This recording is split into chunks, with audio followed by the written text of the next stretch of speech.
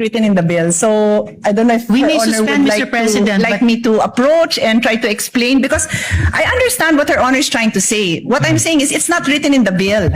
Mr. You President, can we ask may your suspend. staff because it's not written in the bill. We may suspend, Mr. President, but it is actually written in the bill, and I was Kindly asking the read gentle lady it when I into the responded to her record. question. Then read it into the record, because yung binanggit niyong 5 items, nandyan nakasulat yan. But line 27, section 2, line 27 says, the promissory note shall be secured by any or a combination of the following. Yun nga kung binanggit nyo, nandyan yan.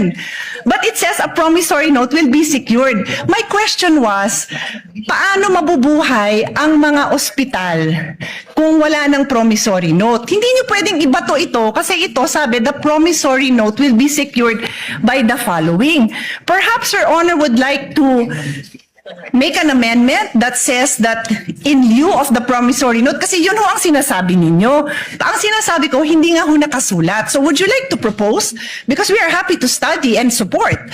But hindi nga ho nakasulat yun. Yun lang naman ang puntos ko. Hindi pwede kasi yung intention natin hindi klaro sa batas. Well, that's why I'm glad, Mr. President, that we are in the period of amendments, because this representation is very open to proposed amendments, including subject to style, to not just improve the content of the bill, pero klaruhin ang crystal clear kung ano po yung intent niya. So no problem with that, Mr. President. Yes, and that is what I'm doing by using the period of amendment to make the interpellations.